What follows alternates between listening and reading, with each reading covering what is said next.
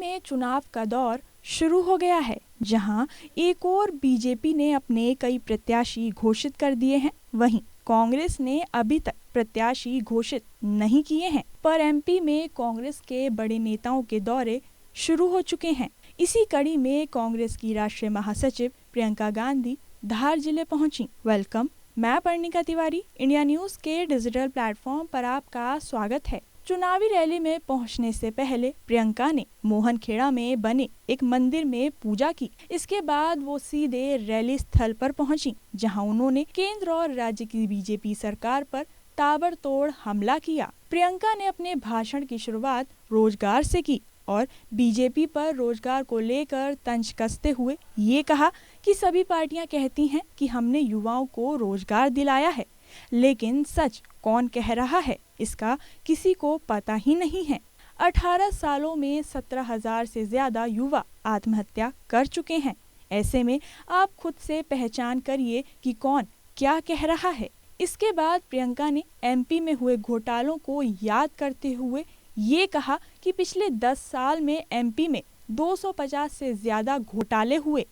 वहीं उन्होंने बीजेपी पर आरोप लगाते हुए ये सवाल किया कि ये जांच एजेंसियों को सबके घर भेज देते हैं। किसी ने इनके खिलाफ कुछ बोल दिया, कुछ लिख दिया तो ईडी तुरंत ही उनके घर पहुंच जाती है। फिल्मों के अभिनेताओं के घर भी ईडी पहुंच जाती है। यहाँ इनके अधिकारियों नेताओं के घर ईडी क्यों नहीं पहुंची?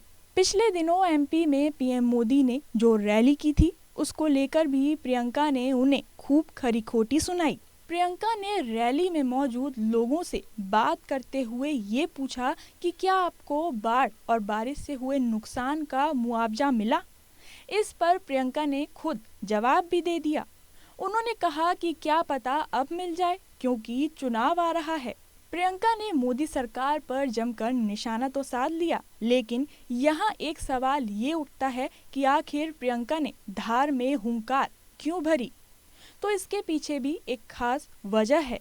दरअसल इंदौर संभाग में धार जिला शुरू से ही कांग्रेस के लिए काफी महत्वपूर्ण रहा है। एक समय में धार जिले की आदिवासी सीटों पर कांग्रेस का कब्जा रहा है। बीते कुछ साल में कांग्रेस के इस गढ़ में बीजेपी ने सेंध मारी की।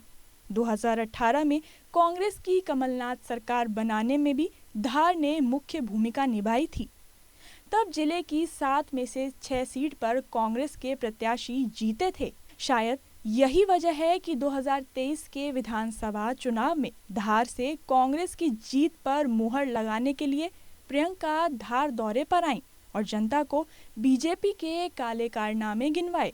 फिलहाल के लिए बस इतना ही। मुझे यानी पर्णिका तिवारी को दीजिए इजाजत। बाकी देश और दुनिया की तमाम बड़ी खबरों से रूबरू होने के लिए जुड़े रहें इंडिया न्यूज के डिजिटल प्लेटफॉर्म के साथ। Thank you.